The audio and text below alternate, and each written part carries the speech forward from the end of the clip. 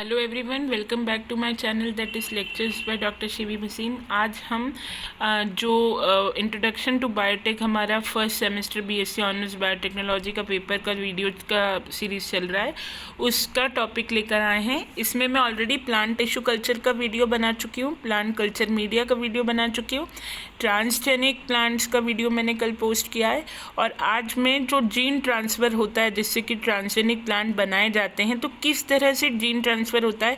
कल भी मैंने आपसे कहा था कि जीन ट्रांसफ़र का जो मेथड है वो अलग अलग तरीके से कैसे होता है, वो डिटेल में हम एक अलग टॉपिक, क्योंकि आपकी सिलेबस में है तो हम उसमें डिस्कस करेंगे। तो आज वही टॉपिक मैं लेकर आई हूँ। अब इसमें आपको देखना क्या क्या है। शुरू में थोड़ा सा आप ट्रांसजेनिक प्लांट क्या होते हैं ये तो मैं उम्मीद करती हूँ कि बता देंगे। कल मैंने आपको इतना बताया ट्रांसजेनिक प्लांट के बारे में, वहाँ से आप एक छोटा सा इंट्रो दे सकते हैं ट्रांसजेनिक प्लांट का। देन उसके बाद इस वीडियो में हमें बेसिकली इंट्रोडक्शन बताना है, किस किस तरह के जीन ट्रांसफ़र मेथड्स होते हैं वो बताना है।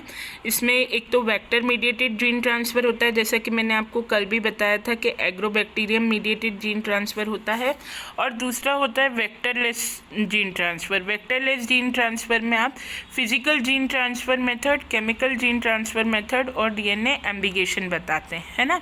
तो सबसे पहले ट्रांसजेनिक प्लांट, जैसा कि मैंने बताया था कि ऐसा प्लांट होता है जिसके अंदर फॉरेन जीन इंसर्ट किया जाता है, और डिज़ायर्ड जीन आप कोई सा भी या तो वेक्टर में डालें और वेक्टर को प्लांट में इंड्यूस कर दें, या फिर बिना वेक्टर के वेक्टरलेस भी आप कोई भी फॉरेन जीन डायरेक्टली प्लांट के जीनों में इंटीग्रेट करवा सकते हैं। तो ऐसा कोई भी प्लांट जिसमें कोई डिज़ायर्ड कैरेक्टर का फॉरेन जीन इंसर्टेड है उसे हम ट्रांसजेनिक प्लांट कहते हैं। ट्रांसजेनिक प्लांट बनाने के दो मेथड्स होते हैं, एक वेक्टर मीडिएटेड जीन ट्रांसफ़र होता है और एक वेक्टरलेस जीन डीएनए ट्रांसफ़र होता है। जो वेक्टर मीडिएटेड जीन ट्रांसफ़र होता है उसमें जो मैंने कल बताया था आपको कि सबसे इम्पॉर्टेंट मेथड जो है वो एग्रोबैक्टीरियम मीडिएटेड जीन ट्रांसफ़र का है, जो कि एक बैक्टीरिया है जो कि सॉइल में रिसाइड करता है। मैंने कल भी आपको बताया था कि एग्रोबैक्टीरियम मीडिएटेड जीन ट्रांसफ़र में क्या होता है कि एग्रोबैक्टीरियम जो है वो अपना टीआई प्लाज्मिड है ना, जो टीआई प्लाज्मिड या टीडीएनए होता है वो प्लांट के अंदर छोड़ता है, और ये टीडीएनए जाके प्लांट जीनोम में क्या हो जाता है, इंटीग्रेट हो जाता है। और इस इंटीग्रेशन से एग्रोबैक्टीरियम के टीडीएनए प्लांट में जाने से क्या होता है, प्लांट में एक डिजीज़ डेवलप हो जाता है, क्राउन गॉल डिजीज़। और प्लांट जो है, ये जो एग्रोबैक्टीरियम है ये वुंडेड प्लांट्स को, जो ऑलरेडी बीमार प्लांट्स होते हैं उनको इन्फेक्ट करता है और उनमें डिजीज़ कॉज करता है। ये तो एक नेचुरल तरीके से जीन ट्रांसफ़र हो रहा था, लेकिन इससे हमें ये पता पड़ा कि एग्रोबैक्टीरियम को हम एज अ वेक्टर भी इस्तेमाल कर सकते हैं, और कोई भी डिज़ायर्ड जीन एग्रोबैक्टीरियम में इंटीग्रेट करा के उसे प्लांट जीनोम तक पहुंचाया जा सकता है। ठीक है, तो मैंने ये आपको डायग्राम कल एक्सप्लेन कर दिया था कि किस तरह से एग्रोबैक्टीरियम जो है वो अपना टीआई प्लाज्मिड या टीडीएनए रिलीज़ करता है, वो टीडीएनए जाके प्लांट जीनोम में इंटीग्रेट होता है और प्लांट जो है वो डिजीज़ड हो जाता है। तो ये चीज़ जो कल समझाई थी वही आपको लिखनी है। देन इसमें आप टीआई प्लाज्मिड का जो स्ट्रक्चर है वो भी थोड़ा सा बता सकते हैं शॉर्ट में, इतना डिटेल में नहीं भी बताएंगे, तो शॉर्ट में बस आप बता दें कि presence of this Ti plasmid is essential for the bacteria to cause ground gall disease in plants, है ना। बस इतना ही आप एक ही लाइन लिख दें, और ये टीआई प्लाज्मिड का स्ट्रक्चर देना चाहें, आपके पास टाइम हो तो दें, अदरवाइज ये पॉइंट आप स्किप भी कर सकते हैं, है ना। ये मैंने एडिशनल इन्फॉर्मेशन के लिए कर दिया है, क्योंकि कहीं और भी किसी सेम में ये टॉपिक है जहाँ थोड़ा डिटेल चाहिए।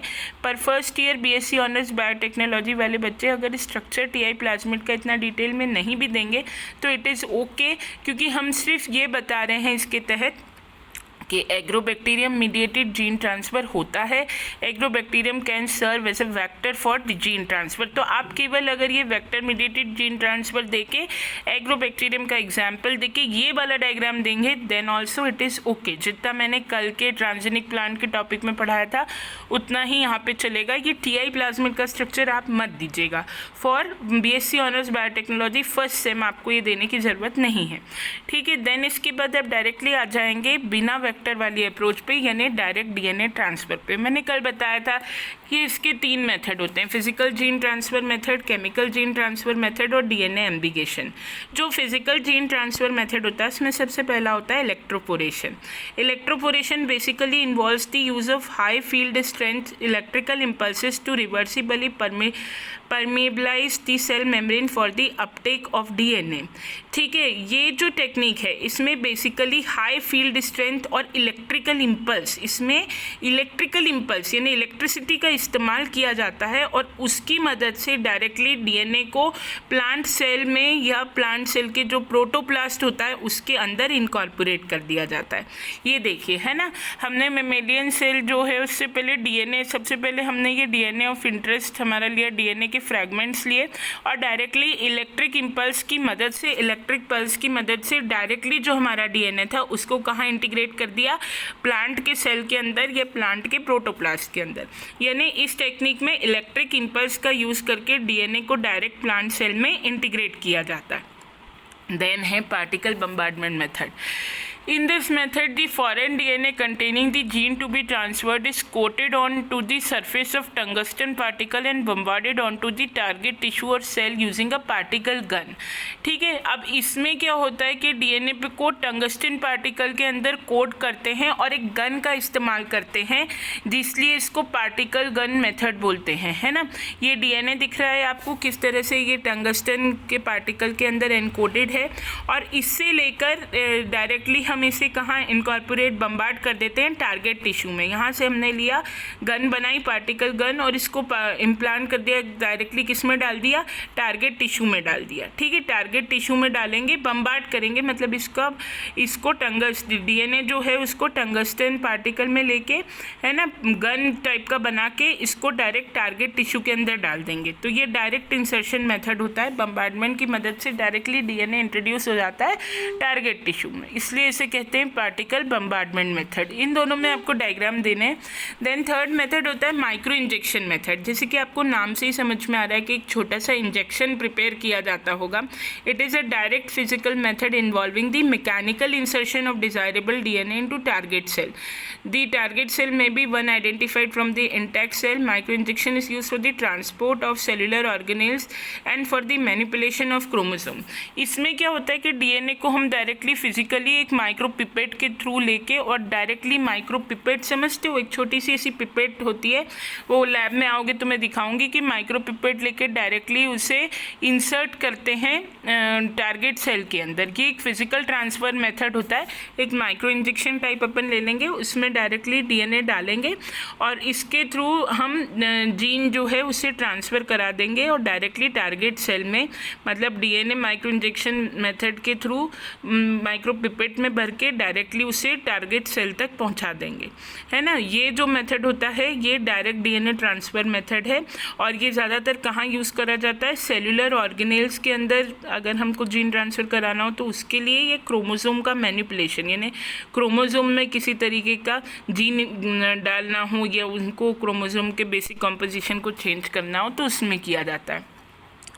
इसमें बस आपको ध्यान ये रखना है कि एक छोटी सी माइक्रो पिपेट लेनी है, उसके अंदर डीएनए का सॉल्यूशन या डिज़ायर्ड जीन डालना है और डायरेक्टली इस डीएनए या जीन को टारगेट सेल में ले जाके इंसर्ट करना है ताकि हमारा जीन या डीएनए डायरेक्टली कहाँ पहुँच जाए, टारगेट सेल में पहुँच जाए। इस माइक्रो पिपेट का साइज़ 0.5 म्यू से 10 म्यूएम तक होगा और इसकी छोटी सी टिप होगी। ऐसी माइक्रो पिपेट्स मैं आपको एक बार लैब में दिखाऊंगी जब आप आएंगे तब।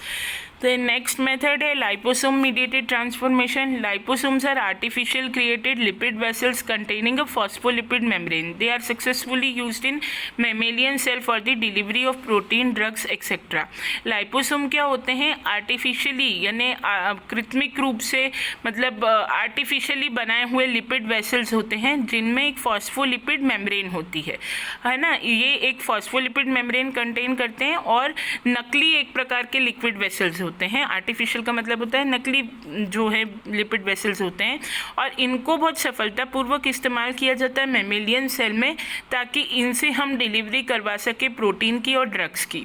तो लाइपोसोम्स जो हैं वो जीन कैरी करते हैं, और इनके लाइपोसोम के माध्यम से हम प्लांट के प्रोटोप्लाज्म में या सेल में जीन डलवाते हैं और जीन का ट्रांसफ़र कराते हैं, और एफिशिएंसी जो है ट्रांसफॉर्मेशन की वो इंक्रीज़ होती है अगर हम पॉलीइथिलीन ग्लाइकोल का इस्तेमाल करें।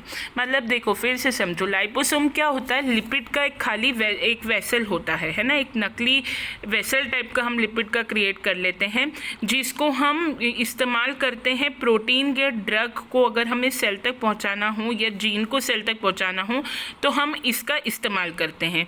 ये और ज़्यादा अच्छा कब काम करेगा, जब पॉलीइथिलीन ग्लाइकोल जो है वो भी इसमें यूज़ करके हम इसे बनाएंगे, और इसके थ्रू हम बहुत आसानी से जीन्स को प्रोटोप्लास्ट तक या टारगेट सेल तक पहुंचा सकते हैं। Liposome mediated transformation involves addition of liposome to the protoplast surface. और लाइपोसोम जीन ट्रांसफ़र कैसे करेगा, वो जाके खुद प्रोटोप्लास्ट सरफेस से ये सेल के सरफेस से चिपक जाएगा, और जो जीन उसके अंदर अपन ने डाला है उसे वहाँ सेल मेम्ब्रेन के थ्रू, मतलब उस रास्ते तक डायरेक्टली जाके सेल से अटैच हो जाएगा, प्रोटोप्लास्ट से सेल अटैच हो जाएगा और जाके उस जीन को वहाँ छोड़ देगा जो हमने उसके थ्रू पहुँचाना था, है ना। मतलब लाइपोसोम क्या है, आर्टिफिशियल वेसल है लिपिड का, जिसमें हम जो भी जीन प्रोटीन जो भी हमें ट्रांसफ़र करना है वो डाल के इसे सेल के साथ में सेल के पास या प्रोटोप्लास्ट सेल के प्रोटोप्लास्ट के पास भेज सकते हैं और वहाँ जीन की डिलीवरी करवा सकते हैं। देन नेक्स्ट मेथड जो है वो silicon carbide fibre mediated gene transfer है। ये भी फिजिकल ट्रांसफ़र मेथड है। इसमें सिलिकॉन कार्बाइड के फाइबर बनाए जाते हैं ना। इन फाइबर की लेंथ 0.3 से 0.6 म्यूएम होती है डायमीटर में। ये फाइबर डायमीटर में 0.3 से 0.6 म्यूएम होते हैं और इनकी लेंथ 10 से 100 म्यूएम होती है, ठीक है ना। इनका डायमीटर 0.3 से 0.6 म्यूएम होता है और लेंथ कितनी होती है, 10 से 100 म्यूएम होती है। और ये जो फाइबर है ये सेल वॉल और प्लाज्मा मेम्ब्रेन को पेनिट्रेट करके डायरेक्टली डीएनए को अंदर सेल के पहुंचा सकते हैं, ठीक है। मतलब ये भेद जाएंगे सेल वॉल और प्लाज्मा मेम्ब्रेन को, और डीएनए लेके सीधे कहाँ पहुंच जाएंगे, अंदर साइटोप्लाज्म और न्यूक्लियस तक पहुंच जाएंगे। तो ये डायरेक्टली डीएनए की डिलीवरी सेल में कराते हैं। तो ये थे फिजिकल मेथड, जिनमें हमने कौन कौन सा मेथड देखा। पहला हमने देखा इलेक्ट्रोपोरेशन, फिर हमने देखा पार्टिकल बम्बार्डमेंट मेथड, फिर हमने देखा माइक्रो इंजेक्शन मेथड, फिर हमने देखा लाइपोसोम मीडिएटेड ट्रांसफॉर्मेशन, फिर हमने देखा silicon carbide fibre mediated gene transfer. अब दूसरा जो तरीका है जीन की डिलीवरी सेल में कराने का वो है chemical gene transfer method. Chemical gene transfer method में हम पॉलीइथिलीन ग्लाइकोल मीडिएटेड ट्रांसफॉर्मेशन करेंगे, या फिर डेक्स्ट्रेन मीडिएटेड ट्रांसफॉर्मेशन करेंगे, या calcium phosphate co precipitation mediated transfer करेंगे। पॉलीइथिलीन ग्लाइकोल मीडिएटेड ट्रांसफॉर्मेशन में हम क्या करेंगे कि पॉलीइथिलीन ग्लाइकोल जो है उसे हम in the presence of divalent cations destabilizes the plasma membrane of protoplast and renders its permeability to naked DNA. In this way DNA can enter the nucleus of the protoplast and gets integrated with the genome.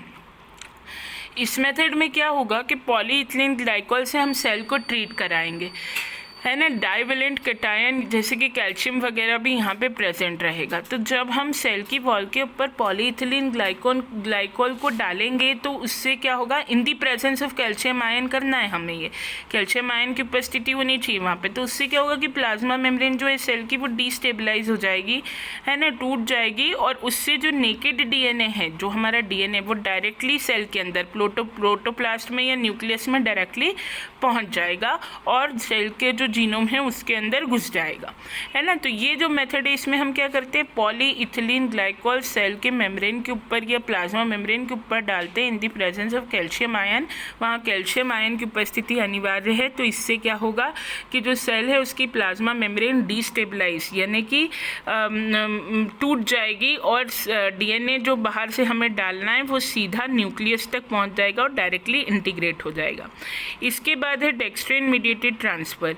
तो desirable DNA can be complex with high molecular weight polymer like diethyl amino ethyl dextran and transferred the major limitation of this approach is it does not yield stable transforms. इसमें क्या होता है कि हम एक molecule ले लेते हैं डाई इथाइल अमीनो इथाइल डेक्सट्रेन, जो कि एक हाई मॉलिक्यूलर वेट का पॉलीमर है, और इसके साथ हमारे हम डिजायर्ड जीन को जोड़ देते हैं और इसके मदद से डायरेक्ट जीन का ट्रांसफ़र करा देते हैं। लेकिन ये स्टेबल मेथड नहीं है, ये बहुत टिकाऊ मेथड नहीं है ट्रांसफॉर्मेशन का, है ना। देन जो है इसके नेक्स्ट आता है हमारा calcium phosphate co precipitation mediated transfer.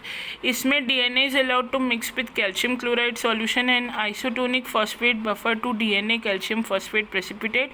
When the actively dividing cell in culture are exposed to this precipitate for several hours the cell gets transformed.